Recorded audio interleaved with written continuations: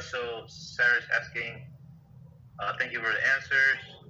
Could you please teach us which portions of the prayer service should not be recited when praying alone? Sarah says. Okay, so that's very simple. And I was teaching my dear student. We got him actually the Siddur. He lives in that country. Like that to send him all of the things would cost us almost almost I mean half of the money that we spend on items we spend for shipping, and then they stop in the customs. So I was afraid that that he would not get before the Yom Tov, actually before the Yom Kippur, but it was like this one of the, I'm not going to say what it is, one of the corrupted countries. So they say without tax you're allowed to import only $100. You understand? This corrupted people.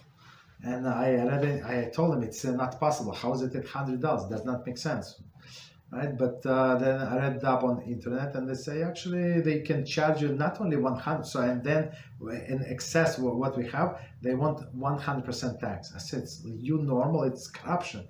But then I read up on the internet, and it says actually they can charge up to 200% of the tax if they want. So 100%, just keep quiet.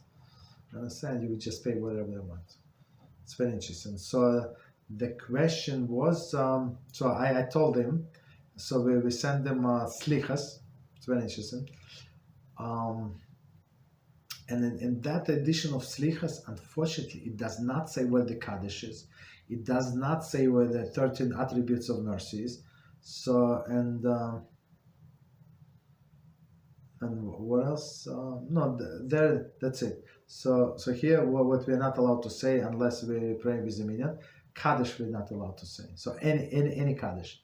So when you pray from the Siddur, there is a Kaddish Yasam, meaning the mourner's Kaddish, or there is Iskabel Kaddish, where the Chazan says, or the full Kaddish. There is the Rabbanan Kaddish, like all of these Kaddishes we skip completely. We're not allowed to say unless in present and Jewish males, and plus you don't say Kiddusha.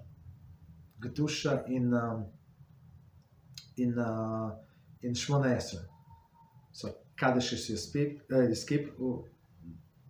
don't know how four different kinds. Doesn't matter. You say Kaddish, you skip, but it's only in a good Siddur, because in that slichas that we send this guy, so there is no like. I mean, unless you know the text, so you would not know it's Kaddish. So I told him, and he marked himself. So I mean, not to say it, it's very interesting. So Kedusha you skip, and you don't say Borchu.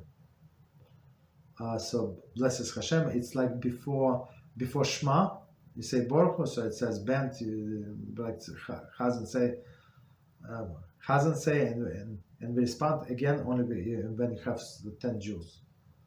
So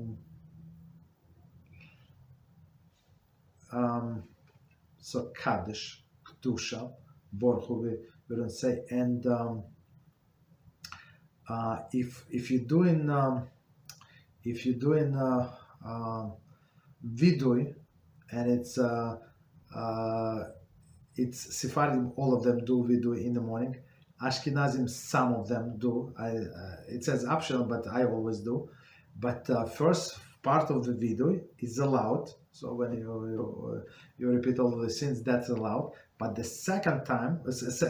last part of the vidui is the 13 attributes of Hashem. So it says Hashem, Rachum, V'Chanun. So these things we do not say when we pray individually, unless you know how to sing it from like with the tune of the Torah. But most of the people don't know. So okay, so these things we don't say, but other things there is no problem. Okay. Rabbi.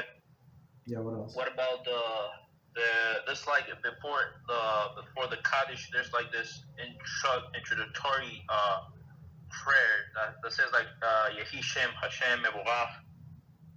I mean, I listen to my Siddur and the Sephardic ones. It's like right before the Kaddish, it's always right before the Kaddish. Do we have to skip that one as well, or can we like pray, but just skip the Kaddish? The Kaddish. It says say it out loud, or he said like quietly. Not really sure. No, it doesn't say anything like it. It's just always before the Kaddish. That's always the. So okay, so I said so. It's a Sephardi custom. So just skip it. So it's part of the Kaddish, like preparation for Kaddish, I guess. Thank you, Rabbi. Yes, you're welcome. What else?